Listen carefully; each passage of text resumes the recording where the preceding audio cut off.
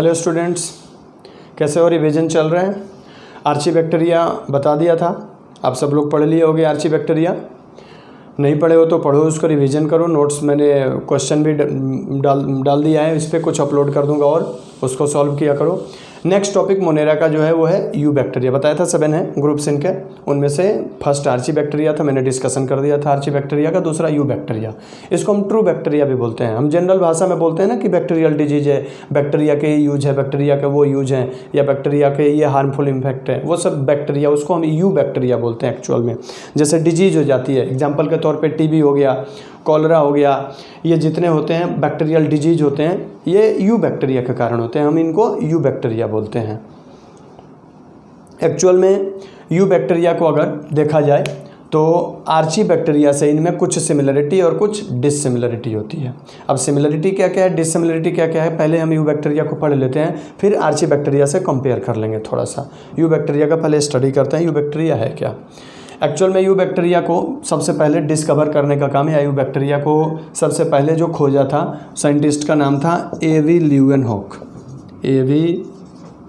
Leeuwenhoek ने खोजा था। इन्होंने अपने ही द्वारा बनाए गए माइक्रोस्कोप में बैक्टीरिया को डिस्कवर किया था, इसलिए ए.वी. ल्यूवेनहॉक को फादर ऑफ बैक्टीरियोलॉजी बोलते हैं। ए.वी. ल्यूवेनहॉक ने डिस्कवरी तो कर दिया, लेकिन उसके बाद एक और साइंटिस्ट है जिनका नाम था लुईस पास्चर। लुईस पास्चर ने बैक्टीरिया के लिए एक टर्म दिया था जिसको बोलते हैं जर्म। जर्म का मतलब होता है बैक्टीरिया, जर्म का मतलब बैक्टीरिया। इन्होंने जर्म प्लाज्म थियरी भी दिया था बैक्टीरिया के, उसमें कैरेक्टरिस्टिक को डिस्क्राइब किया था। लुईस पास्चर ने जर्म टर्म दिया था बैक्टीरिया के लिए, याद रखिएगा। इनके बाद एक और है, अच्छा, लुईस पास्चर ने एक प्रोसेस बताया था, दैट इज कॉल्ड पास्चुराइजेशन। इन्होंने एक टर्म दिया था जिसका जो है पास्चुराइजेशन। पास्चुराइजेशन में होता क्या है, पास्चुराइजेशन में इन्होंने ये देखा बैक्टीरिया को कि बैक्टीरिया को एक फिक्स टेम्परेचर पर एक फिक्स टाइम तक हीट करके सडन अगर कूल कर देते हैं तो वो बैक्टीरिया इनएक्टिव हो जाता है। पास्चुराइजेशन टर्म आज जो भी हमारे मिल्क आते हैं, पैक्ड मिल्क आते हैं जो पैकेट में, वो पास्चुराइज्ड मिल्क होते हैं। इसमें किया जाता है, देख लो। एक्चुअल में किया जाता है कि मिल्क को लगभग 60 to 65 या 60 to 70 डिग्री सेल्सियस पे लगभग अप्रॉक्सीमेटली 15 मिनट हीट करके सडन कूल कर देते हैं, जिसके कारण अब क्या होता है कि बैक्टीरिया जैसे अपने आप को यहाँ तक अडेप्ट करता है, अचानक कूल करने के बाद उसके स्पोर टूट जाते हैं या फट जाते हैं, जिसका कारण उसकी डेथ हो जाती है। वो मिल्क हम लॉन्ग ड्यूरेशन तक प्रिजर्व कर सकते हैं। एक और होता है, इसको बोलते हैं हाई टेम्परेचर शॉर्ट टाइम, एक होता है लो टेम्परेचर लॉन्ग टाइम। उसमें क्या करते हैं, 30 to 40 डिग्री सेल्सियस पे अप्रॉक्सीमेटली 30 से लेकर के 35 मिनट तक बॉयल करते हैं और उसके बाद सडन कूल करते हैं। इसको बोलते हैं लो टेम्परेचर लॉन्ग टाइम। ये भी पास्चुराइजेशन का मेथड है। पास्चुराइजेशन से हम बैक्टीरिया को किल कर सकते हैं। तो लुईस पास्चर ने ये टर्म दिया था पास्चुराइजेशन, याद रखिएगा इसको। 2 साइंटिस्ट थे, ए.वी. ल्यूवेनहॉक ने डिस्कवर किया था बैक्टीरिया को, फादर ऑफ बैक्टीरियोलॉजी कहते हैं। उसके बाद आए थे पास्चर ने बैक्टीरिया के लिए एक टर्म दिया जिनका नाम था जर्म। इन्होंने जर्म प्लाज्म थियरी दिया था बैक्टीरिया के लिए। अच्छा, और दूसरा एक टर्म दिया था, मतलब प्रोसेस का डिस्कवरी किया था, दैट इज कॉल्ड पास्चुराइजेशन। इसके थ्रू हम कोई भी मतलब फूड आइटम है, मिल्क हो गया, मिल्क को हम बैक्टीरिया से प्रिजर्व कर सकते हैं या बैक्टीरिया से उसको बचा सकते हैं। इनके बाद एक और आए थे साइंटिस्ट जिनका नाम था रॉबर्ट कोच। कोच ने कोच पास्चुलेट्स दिया था।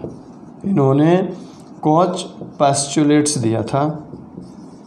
कोच पास्चुलेट्स में ये बोला गया था कि बैक्टीरिया जो होते हैं वो एक सर्टेन कंडीशन में डिजीज कॉज करते हैं। इन्होंने टीबी मतलब क्या कहते हैं इसको, टीबी के लिए वैक्सीन का डिस्कवरी किया था, ट्यूबरकुलोसिस के लिए।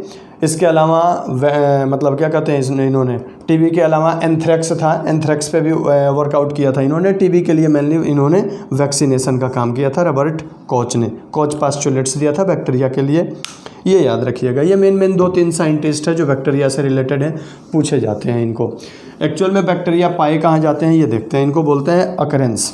अकरेंस का मतलब कहाँ कहाँ बैक्टीरिया पाए जाते हैं। अकरेंस में देखो क्या क्या है, तो अकरेंस में ये बोला जाता है कि bacteria has a cosmopolitan distribution. Cosmopolitan का मतलब बताया था मैंने, वर्ल्ड वाइड डिस्ट्रीब्यूशन। कॉस्मोपॉलिटन का मतलब होता है world wide distribution, cosmopolitan distribution. इनमें दुनिया के कोई ऐसा जगह नहीं जहां बैक्टीरिया नहीं पाए जाते हैं। और ये भी बोला जाता है कि bacteria is most abundant microbes on this earth. Bacteria जो है वो इस अर्थ पे पाए जाने वाले सबसे ज़्यादा अमाउंट में माइक्रोब्स या सबसे ज़्यादा अमाउंट में पाए जाने वाले माइक्रोब्स है। ये बोला भी जाता है कि अगर आप अपनी मुट्ठी में एक मुट्ठी सॉइल लेते हैं तो उसमें मिलियन ऑफ बैक्टीरिया होंगे। ये कंडीशंस होती है। कहीं भी हमारे बॉडी में कट इंजरी होती है वहाँ तुरंत बैक्टीरिया की एंट्री हो जाती है। इसीलिए तो हम वहाँ पे क्या करते हैं, डिटॉल या सेवलॉन लगाते हैं ताकि बैक्टीरिया की एंट्री ना हो। या उसके बाद जब डीप कट इंजरी कहीं हो जाती है तो तुरंत टेटनस का इंजेक्शन ले लेते हैं ताकि जो बैक्टीरिया गया है उसके खिलाफ हमारी बॉडी इम्यूनाइज हो सके। रेडीमेड एंटीबायोटिक बॉडी में इंसर्ट कर देते हैं। तो बैक्टीरिया लगभग हर जगह पाए जाते हैं। वैसे भी ये माना जाता है कि जहाँ पे थोड़ी सैनिटेशन होता है वहाँ पे इनकी अवेलेबिलिटी कम होती है, और जहाँ पे पॉल्यूटेड एरिया होता है या फिर गंदगी जहाँ ज़्यादा होती है वहाँ पे बैक्टीरिया का डिस्ट्रीब्यूशन सबसे ज़्यादा होता है। बैक्टीरिया वैसे हर जगह पाए जाते हैं, हम रूम कितना भी क्लीन कर लें लेकिन बैक्टीरिया ज़रूर मिलेंगे। तो ये कंडीशंस होती है बैक्टीरिया की। अक्रेंस का मतलब यही है, ये लगभग हर जगह पाए जाते हैं, ऐसा कोई जगह नहीं जहाँ बैक्टीरिया ना पाए जाते हों। अच्छा, ये भी है कि बैक्टीरिया एक ऐसे माइक्रोब्स हैं जो हवा में भी रिप्रोड्यूस कर सकते हैं। हालांकि इसको हम हार्मफुल एक्टिविटीज़ में फिर से थोड़ा सा डिस्कस करेंगे। पहले हम इसको कैरेक्टरिस्टिक, बैक्टीरिया के कैरेक्टरिस्टिक देख लेते हैं। Characteristics of bacteria, characteristics of bacteria. Bacteria के क्या क्या कैरेक्टर होते हैं? तो कैरेक्टर में ये बोला जाता है कि ऑल बैक्टीरिया आर यूनिसेलुलर। तो क्या लिखेंगे इसको? They are unicellular. ये मल्टी सेलुलर नहीं होते। एक चीज़ ध्यान रखिएगा, अगर सपोज दैट बैक्टीरिया इस तरह से चेन में है या बैक्टीरिया कहीं ग्रुप में है, तो don't be confused that these all are multi cellular. No, all these bacteria are unicellular. सारे बैक्टीरिया के सेल इंडिपेंडेंट काम करेंगे, इसमें कोई सेल किसी के साथ नहीं रहेगा। हाँ, ये बोलते हैं कि दीज आर कॉलोनियल, ये कॉलोनी बना के रहते हैं। यानी कि अगर एक साथ 100 बैक्टीरिया है, इसका ये मतलब नहीं है कि 100 आपस में जुड़े हुए हैं, नहीं, वो 100 बैक्टीरिया हैं, वो कॉलोनाइज्ड है, कॉलोनी बना के रह रहे हैं वो यूनिसेलुलर। तो ध्यान रहे, बैक्टीरिया आर ऑलवेज यूनिसेलुलर, कोई बैक्टीरिया मल्टी सेलुलर नहीं होता है। सेकंड जो बैक्टीरिया का कैरेक्टरिस्टिक होता है वो ये होता है कि cell is covered by cell wall. Bacteria की जो सेल होती है, cell is covered by cell wall. जो बैक्टीरिया की सेल होता है वो चारों तरफ से एक peptidoglycan, peptido means protein, glycan means carbohydrate, एक प्रोटीन और कार्बोहाइड्रेट के बने हुए वॉल से चारों तरफ से घिरा होता है। अगर ये बैक्टीरिया है तो चारों तरफ से एक वॉल से कवर्ड होता है, that is called cell wall. इसको हम बोलते हैं सेल वॉल। और बैक्टीरिया का जो सेल वॉल होता है वो एक स्पेशल कंपोनेंट या ये कह लो प्रोटीन और कार्बोहाइड्रेट के मिलने से बना होता है, जिसको हम बोलते हैं पेप्टाइडोग्लाइकॉन। पेप्टाइडो यानी protein, glycan means carbohydrate, carbohydrate और प्रोटीन दोनों के मिलने से बना होता है, इसलिए इसको पेप्टाइडोग्लाइकॉन कहते हैं। तो cell wall is covered by cell is covered by cell wall, that is made up of peptidoglycan, that is made up of peptidoglycan. तो ध्यान रहे, बैक्टीरिया का सेकंड कैरेक्टर है कि इनकी सेल वॉल से कवर्ड होती है। थर्ड कैरेक्टर देखते हैं इसका। थर्ड कैरेक्टर में ये बोला जाता है कि इनकी मतलब बैक्टीरियल सेल के अंदर जो डीएनए होता है वो डबल हेलिकल सर्कुलर होता है। वैसे मेम्ब्रेन भी बोल सकते हैं हम, मेम्ब्रेन मतलब सेल वॉल के जस्ट अंदर एक सिंगल लेयर्ड मेम्ब्रेन होती है। थर्ड कैरेक्टर ये भी दे सकते हो कि साइटोप्लाज्म या प्रोटोप्लाज्म, साइटोप्लाज्म या protoplasm is surrounded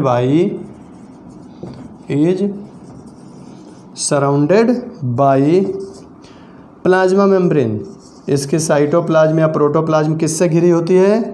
plasma membrane से कवर्ड होती है। इसकी प्लाज्मा मेम्ब्रेन जो होती है वो आर्ची बैक्टीरिया से डिफर होती है। Differ in the sense that archaebacteria के सेल मेम्ब्रेन बताया था कि ब्रांच्ड चेन लिपिड की होती है और डबल लेयर्ड होती है। इसकी प्लाज्मा मेम्ब्रेन फॉस्फोलिपिड और प्रोटीन की बनी होती है और वो सिंगल लेयर्ड होता है। आर्ची बैक्टीरिया का सेल वॉल बताया था मैंने कि पॉलीसेकेराइड का बना होता है और इसका सेल वॉल जो होता है वो पेप्टाइडोग्लाइकान का बना होता है, ये याद रख लीजिएगा। इसके बाद से इसके अंदर का जो डीएनए होता है डबल हेलिकल सर्कुलर इसमें डीएनए होता है, यानी कि इस तरह से डीएनए होता है। जो बैक्टीरिया होता है उसका डीएनए डबल हेलिकल सर्कुलर होता है, like this. The DNA of bacterial cell is double helical and circular. ये इस तरह से बैक्टीरिया का डीएनए होता है। दूसरा ये बोला जाता है कि इसके डीएनए में, बैक्टीरिया के डीएनए में हिस्टोन प्रोटीन नहीं होता। Histone protein is absent in DNA of bacteria. और इसका जो सेल होता है मतलब डीएनए होता है वो मेम्ब्रेन से एक फोल्डेड स्ट्रक्चर के थ्रू कनेक्ट होता है जिसको हम बोलते हैं मीजोसोम। इसको मीजोसोम से घिरा होता है। तो ये कैरेक्टरिस्टिक फीचर में ये भी आता है कि bacterial DNA is double helical circular and naked. क्या बोलेंगे इसको? Bacterial DNA. बैक्टीरियल डीएनए क्या होगा? डबल हेलिकल होगा। डबल हेलिकल यानी कि 2 हेलिक्स है इसमें, देखोगे तो डबल हेलिकल है ये। दूसरा सर्कुलर यानी चारों तरफ से क्या है? घिरा हुआ है, सर्कुलर है। और क्या है? नेक्ड। नेक्ड का मीनिंग मैंने बताया था कि नेक्ड वो डीएनए होता है जिसमें हिस्टोन प्रोटीन क्या होता है? एब्सेंट होता है। तो इसके बैक्टीरिया के डीएनए में हिस्टोन प्रोटीन नहीं होता है, जिसके कारण बैक्टीरियल डीएनए से क्रोमोसोम्स नहीं बनते हैं। तो ये याद रखिएगा, हिस्टोन प्रोटीन इसमें प्रेजेंट एब्सेंट होता है जिसके कारण बैक्टीरियल डीएनए से क्रोमोसोम नहीं बनता है। इसके बाद next character membrane bounded cell organelle. इसमें मेम्ब्रेन बाउंडेड से, अच्छा एक चीज़ और भी बोल सकते हैं यहाँ, सेल के वो सेंट्रल रीजन जहाँ पे डीएनए लोकेटेड होता है that region is called nucleoid, क्योंकि यहाँ भी डेंस साइटोप्लाज्म होता है या प्रोटोप्लाज्म होता है। और ये डेंस साइटोप्लाज्म या प्रोटोप्लाज्म क्या कहते हैं? हम इसको न्यूक्लियाइड कहते हैं। तो ये भी बोल सकते हैं कि वो स्ट्रक्चर जहाँ पे डीएनए प्रेजेंट होता है उस रीजन को हम क्या बोलते हैं? न्यूक्लियाइड बोलते हैं। ठीक है। Nuclide present instead of nucleus. Nuclide present instead of nucleus. Nucleus की जगह क्या होता है? न्यूक्लियाइड होता है। इसके अलावा all membrane bounded cell organelles like mitochondria, chloroplast, Golgi body, ribosome तो होता है, लाइसोसोम, माइक्रोबॉडीज हो गए, RER, SER, ये सारे के सारे जितने सेल के अंदर छोटे छोटे ऑर्गेन, प्लूरल उनको क्या कहते हैं? ऑर्गेनिल्स। तो ये बोलते हैं membrane bounded cell organelles are absent. Membrane bounded cell organelles, membrane bounded cell organelles क्या होते हैं? इनमें एब्सेंट होते हैं। Membrane bounded cell organelles absent. अब मेम्ब्रेन बाउंडेड सेल ऑर्गेनिल्स कौन कौन हो गए? तो माइटोकॉन्ड्रिया हो गया, ये चारों तरफ से मेम्ब्रेन से कवर्ड होता है। माइटोकॉन्ड्रिया के अलावा क्या हो गया? क्लोरोप्लास्ट हो गए। क्लोरोप्लास्ट के अलावा क्या हो गया? गोल्जी बॉडी हो गया। इसके अलावा क्या हो गया? RER हो गया, SER हो गया। ये जितने के जितने होते हैं ये सब के सब क्या होते हैं? एब्सेंट होते हैं। अच्छा एक चीज़ ध्यान रहे, चूँकि ये प्रोकैरियोट्स है इसलिए न्यूक्लियस भी क्या रहेगा? इसमें एब्सेंट रहेगा। तो न्यूक्लियस भी एब्सेंट होता है। अभी पहले बताया था कि इंस्टेड ऑफ न्यूक्लियस इनमें क्या होता है? न्यूक्लियोलस होता है। न्यूक्लियस की जगह पे क्या होगा? न्यूक्लियोलस होगा। इसमें ध्यान रखिएगा इसको। इसके अलावा नेक्स्ट कैरेक्टर, इसमें राइबोसोम्स प्रेजेंट होता है और वो राइबोसोम 70S टाइप का होता है। जितनी बैक्टीरियल सेल होती है सब में राइबोसोम्स प्रेजेंट होता है। नेक्स्ट कैरेक्टर है राइबोसोम्स प्रेजेंट। राइबोसोम्स प्रेजेंट होते हैं और ये राइबोसोम कैसे होते हैं? 70S टाइप के होते हैं। तो ये मेन बैक्टीरिया का कैरेक्टर था। एक चीज़ और ध्यान रखिएगा, बैक्टीरिया के कैरेक्टर में ये बोला जाता है कि इसमें ऑटोट्रॉफिक और हेटेरोट्रॉफिक दोनों होते हैं। ऑटोट्रॉफ में दो हैं, फोटो ऑटोट्रॉफ और कीमो ऑटोट्रॉफ। खैर ये क्लासिफिकेशन की है चीज़ें, क्लासिफिकेशन पे ही नज़र डाल लेते हैं बैक्टीरिया को कैसे क्लासीफाई किया गया है। ये कैरेक्टरिस्टिक थे बैक्टीरिया के। इसके बाद देखते हैं क्लासिफिकेशन ऑफ बैक्टीरिया। तो क्लासिफिकेशन में ये बोला जाता है, क्लासिफिकेशन ऑफ बैक्टीरिया में, कि bacteria are classified on the basis of nutrition. तो ये बोलते हैं क्लासिफिकेशन ऑफ बैक्टीरिया में on the basis of nutrition.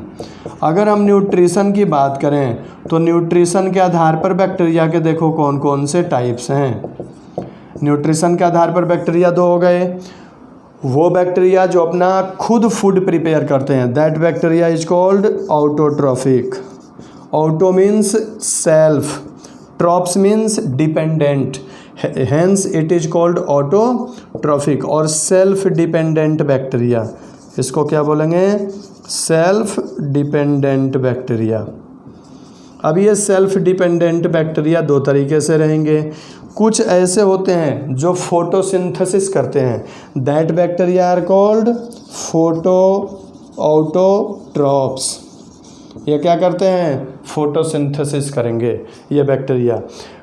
Bacteriochlorophyll और बैक्टीरियोविरिडिन, दो इनमें पिगमेंट होता है जो लाइट एनर्जी को केमिकल एनर्जी में कन्वर्ट करता है। वैसे फोटोसिंथेसिस का डेफिनेशन भी यही होता है कि the process by which green plant या any other organism, autotrophic organism, convert solar energy into chemical energy.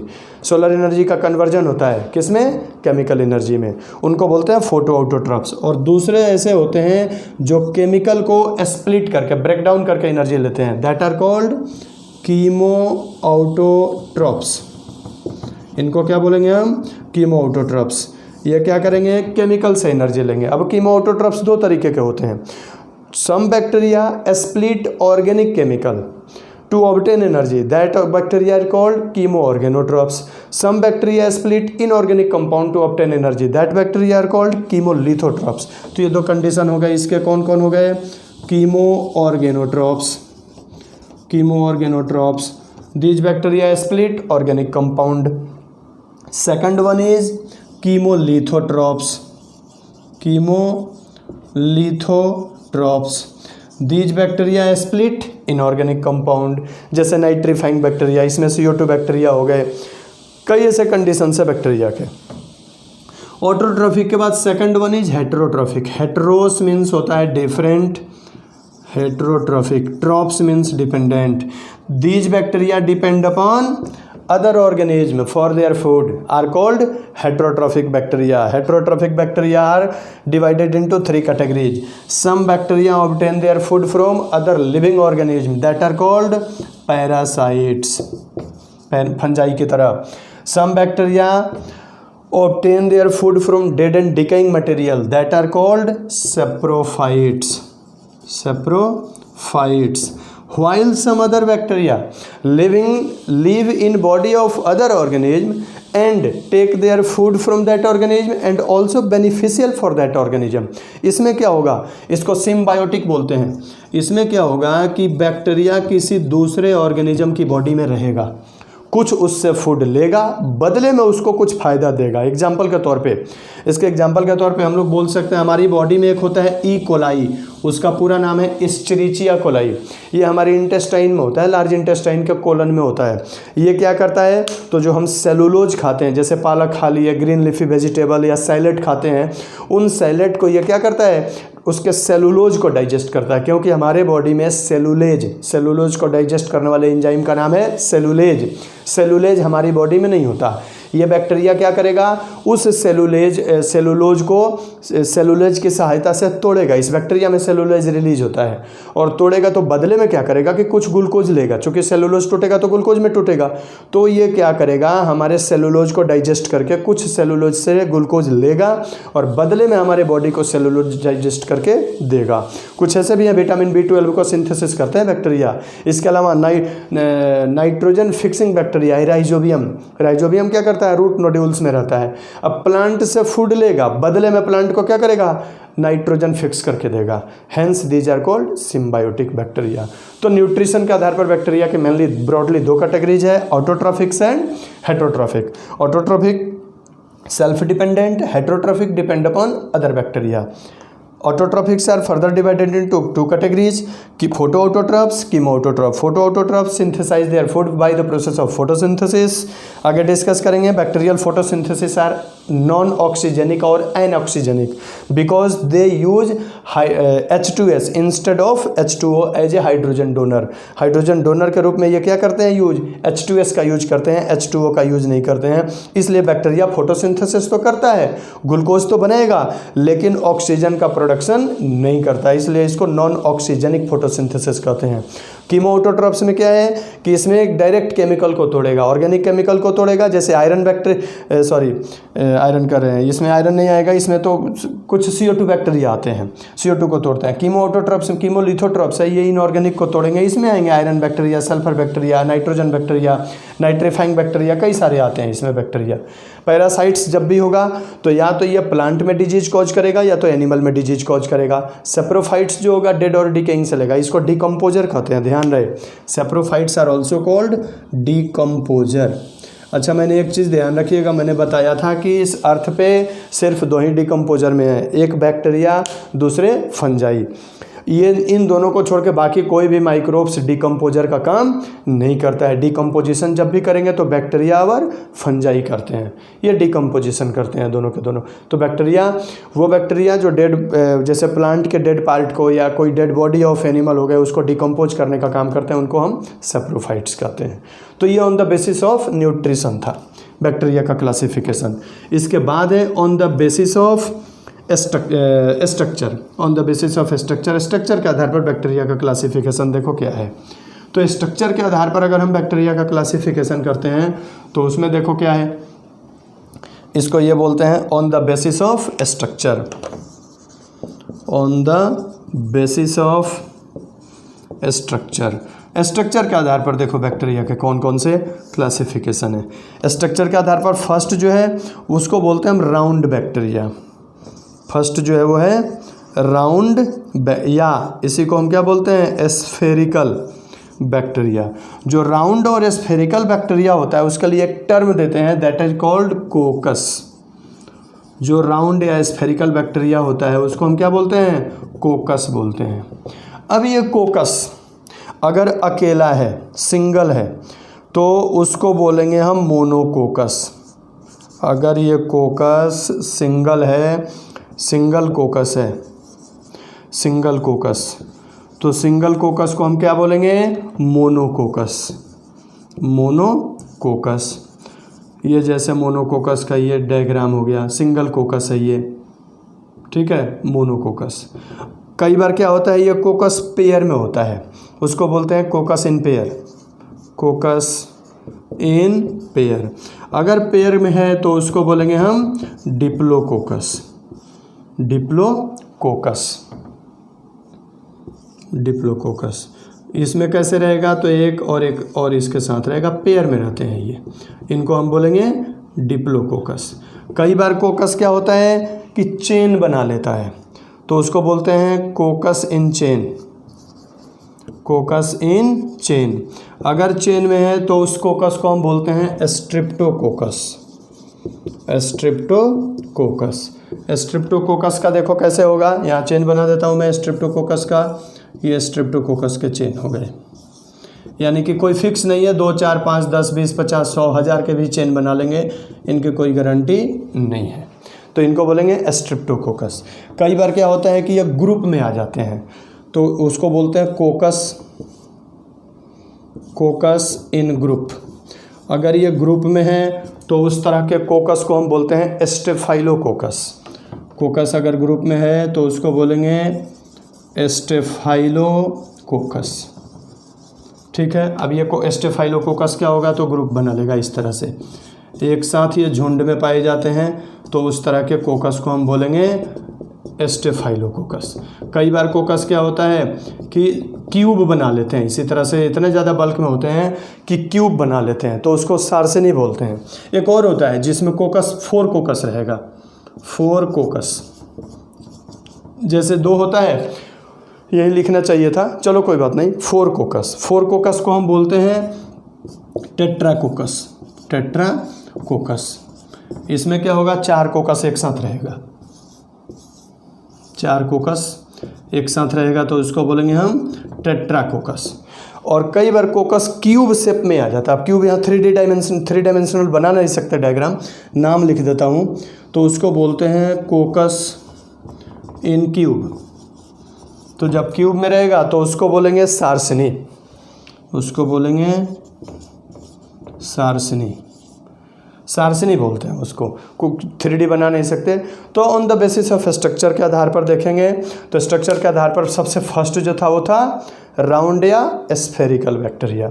तो राउंड या स्फेरिकल बैक्टीरिया को हम क्या बोलते हैं, कोकस बोलते हैं। ठीक है, अब ये अगर कोकस अकेला है, सिंगल है, तो बोलेंगे मोनोकोकस, पेयर में है तो डिप्लोकोकस, चेन में है तो स्ट्रेप्टोकोकस, ग्रुप में है तो स्टेफाइलोकोकस, 4 के नंबर में है तो टेट्राकोकस। अगर क्यूब शेप हो गया, 3D बना लिया, तो उसको सार्सिनी बोलते हैं। ये था क्या कहते हैं, राउंड शेप। राउंड के बाद दूसरा जो हो जाता है वो रॉड शेप हो जाता है। रॉड शेप में देखो कैसा होता है, रॉड शेप जब होगा तो रॉड लाइक होगा वो। अब रॉड शेप कैसा होता है ये देखते हैं।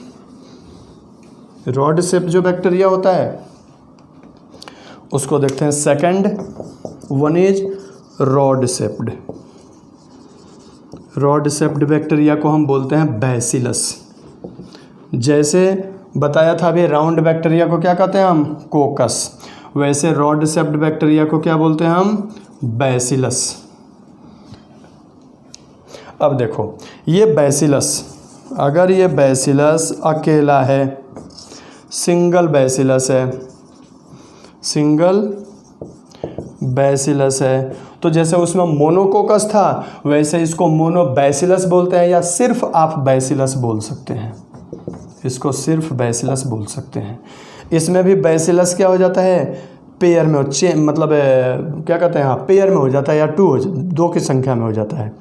Bacillus in pair, bacillus in pair. अगर बैसिलस पेयर में है तो उस तरह के बैसिलस को हम बोलेंगे डिप्लोबैसिलस, उसको क्या बोलेंगे, डिप्लोबैसिलस। ठीक है, कई बार क्या होता है बैसिलस चेन बना लेता है। अच्छा 1 मिनट, यहाँ बैसिलस देखो कैसा रहेगा, इस तरह से बैसिलस होता है, ये बैसिलस है। ठीक है, डिप्लोबैसिलस देखो कैसा रहेगा, इस तरह से डिप्लोबैसिलस रहेगा, ये डिप्लोबैसिलस है, इसको बोलते हैं हम डिप्लोबैसिलस। कई बार बैसिलस क्या होता है, चेन बना लेता है, तो उसको बोलते हैं स्ट्रिप्टोबैसिलस, उसको बोलते हैं बैसिलस इन चेन, इसको बोलेंगे bacillus in chain, bacillus in chain. तो उस तरह के बैसिलस को हम क्या बोलेंगे, स्ट्रिप्टोबैसिलस बोलेंगे, स्ट्रिप्टोबैसिलस। अब वो देखो कितना भी हो सकता है, चेन में 2, 4, 5, 6, 7, 8, 10, 20 कितना भी हो सकता है। ये इस तरह से बैसिलस चेन में आ जाता है, तो इसको बोलेंगे हम स्ट्रिप्टोबैसिलस। ये कंडीशन हो जाता है। ठीक है, इसको बोलते हैं स्ट्रिप्टोबैसिलस। तो बैसिलस के कई टाइप्स होते हैं। बैसिलस सिंगल रहेगा तो मोनोबैसिलस, पेयर में रहेगा डिप्लोबैसिलस, चेन में रहेगा तो स्ट्रिप्टोबैसिलस। ये बैसिलस थे रॉड शेप। अच्छा, बैसिलस कई बार क्या हो जाता है कि एक के ऊपर एक लेयर बना लेता है, तो उसको बोलते हैं स्टक्ड नहीं बोलते हैं उसको, इस तरह से लेयर बना लेता है। बना देते हैं डायग्राम, फिर बताते हैं। इस तरह से एक बैसिलस हो गया, इसी के ऊपर नीचे इस तरह से दूसरा बैसिलस हो गया, ये तीसरा बैसिलस हो गया। इस तरह ये क्या कर देता है, पैलीसेड बैक्टीरिया इसको बोलते हैं, या पैलीसेड बोलते हैं इसको। ये बैसिलस हो गया। अब इसमें क्या है कि कई बैसिलस एक के ऊपर एक बना लिए, देखने में ये पैलीसेड पैरेन्काइमा की तरह हो जाता है, इसलिए इसको पैलीसेड बैसिलस या पैलीसेड बैक्टीरिया बोलते हैं। इसको पैलीसेड कंडीशन बोलते हैं, इसको बोलते हैं पैलीसेड बैसिलस या पैलीसेड कंडीशन इसको बोलते हैं। तो रॉड शेप का ये कंडीशन होता है। रॉड के बाद कुछ बैक्टीरिया जो होते हैं देखने में वो कोमा सेप्ड होते हैं, जिनको हम वाइब्रियो बोलते हैं या वाइब्रो बोलते हैं। बैक्टीरिया कैसे होते हैं, कोमा सेप्ड। थर्ड जो है वो है कोमा सेप्ड। जो कोमा सेप्ड होते हैं उनको बोलते हैं वाइब्रियो। इनको क्या बोलते हैं, वाइब्रियो। वाइब्रियो इस तरह से होते हैं, या तो ऐसे होंगे या फिर ऐसे हो जाते हैं ये कोमा सेप्ड में, मतलब उल्टे सीधे इस तरह से हो जाते हैं। इनमें क्या हो जाता है, कई बार यहाँ पे कुछ फ्लैजिला आ जाते हैं जो इनके चलने में मदद कर देते हैं, मूवमेंट में मदद कर देते हैं। तो कोमा सेप्ड में क्या होता है कि वाइब्रियो इसको बोलते हैं। जैसे नाम सुना होगा वाइब्रियो कॉलरी, कॉलरा प्रोड्यूस करते हैं, उसका नाम है वाइब्रियो कॉलरी। कॉन्टामिनेटेड फूड में और वाटर में पाए जाते हैं वाइब्रियो कॉलरी, कॉलरा प्रोड्यूस करने वाले। तो ये कोमा सेप्ड बैक्टीरिया होते हैं, ये लुक्स लाइक कोमा, उनको बोलते हैं हम वाइब्रियो। इसके बाद वाइब्रियो के बाद ये तो हो गए कोमा सेप्ड के बाद कुछ बैक्टीरिया ऐसे होते हैं जो एस्पाइरल सेप्ड होते हैं, उनको बोलते हैं हम एस्पाइरिलम। ये एस्पाइरल सेप्ड होते हैं। जो एस्पाइरल सेप्ड होते हैं इनको बोलते हैं हम एस्पाइरिलम। इस तरह से होते हैं एस्पाइरिलम। एस्पाइरल सेप्ड देखने में ये सर्पिलाकार, सांप के आकार के होते हैं, इसलिए इनको हम क्या बोलते हैं, एस्पाइरिलम बोलते हैं। सांप की तरह होते हैं ये। कुछ ऐसे होते हैं जो स्टॉक्ड होते हैं। स्टॉक्ड ऐसे होते हैं जैसे लगेगा कि ये बैक्टीरिया एक के ऊपर एक स्टॉक लाइक जुड़े हुए हैं, तो उसको हम बोलते हैं स्टॉक्ड बैक्टीरिया। ये इस तरह से एक दूसरे के ऊपर ऐसे लगे हुए रहते हैं, बैक्टीरिया कनेक्टेड होते हैं। इस तरह के बैक्टीरिया को हम बोलते हैं स्टॉक्ड बैक्टीरिया, इसको बोलते हैं। तो शेप के आधार पर इतनी तरह के बैक्टीरिया होते हैं। स्टॉक्ड हो गए, ये मेन थे। इसके अलावा इनमें की जो फ्लैजिला होती है, ये सारा बैक्टीरिया मैंने नोट्स में लिखा रखे हैं। जो नोट्स अपलोड किया है मोनेरा का, बैक्टीरिया का, यू बैक्टीरिया, उसमें भी ये सारे दे रखे हैं। On the basis of flagella, on the basis of flagella, flagella के आधार पर देखो कौन कौन से बैक्टीरिया हैं। तो फ्लैजिला के आधार पर बैक्टीरिया कुछ ऐसे होते हैं जिनमें फ्लैजिला नहीं होता है, तो जिनमें नहीं होता उसको बोलते हैं हम ए ट्राइकस। ये बोलते हैं कि flagella absent, a trichous, a means without, trichous means flagella, तो इनको ये बोलते हैं कि फ्लैजिला एब्सेंट। इनमें फ्लैजिला क्या होगा, एब्सेंट होगा। ये इस तरह से बैक्टीरिया होंगे, इनमें कहीं भी फ्लैजिला नहीं होगा। कुछ ऐसे होते हैं जिनमें एक फ्लैजिला एक एंड पे होता है, उसको बोलते हैं हम monotrichous. Single flagella at one end, इनको बोलते हैं single flagella at one end. इनकी एक एंड पे एक फ्लैजिला इस तरह से लगा रहता है, तो इस तरह के फ्लैजिला को हम, बैक्टीरिया को क्या बोलेंगे, मोनोट्राइकस। कुछ ऐसे होते हैं जिनमें दोनों एंड पे एक एक फ्लैजिला होता है, उसको बोलते हैं एम्फीट्राइकस में क्या होगा, single flagella at both end. इनको ऐसे बना लो, single flagella at both end. ये सारा नोट्स में इसलिए मैं लिख नहीं रहा हूँ, single flagella at both and. चौथे जो हैं उनको बोलते हैं लोफोट्राइकस।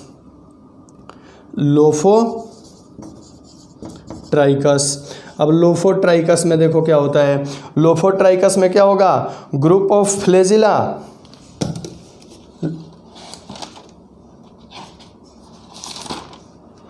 लोफोट्राइकस में क्या होगा कि group of flagella at one end, यहाँ पे एक एंड पे होगा लेकिन ग्रुप में फ्लैजिला होगा, तो इनको बोलते हैं लोफोट्राइकस। कुछ फ्लैजिला ऐसे होते हैं जो ग्रुप में दोनों साइड में होता है, उस तरह के फ्लैजिला को हम बोलते हैं सिफेलोट्राइकस।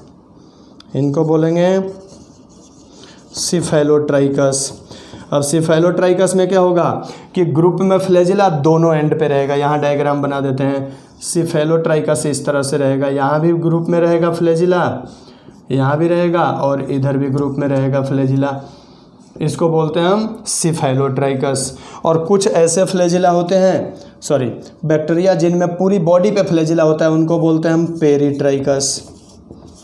पेरिट्राइकस, इनमें क्या होगा, बैक्टीरिया के पूरी बॉडी पे फ्लैजिला रहेगा इधर। इस तरह के बैक्टीरिया को हम बोलते हैं पेरिट्राइकस। तो ये मेन क्लासिफिकेशन थे on the basis of shape. ये नोट कर सकते हो या नोट्स में है, ये सुनना क्या है, नोट क्या करना है, इसको सुन लेना ध्यान से, नोट्स में सारा है, नोट्स से पढ़ सकते हो। ये on the basis of shape और साइज या स्ट्रक्चर के आधार पर थे। इसके बाद सेल स्ट्रक्चर का डिस्कशन करेंगे नेक्स्ट लेक्चर में। ओके जी, थैंक यू।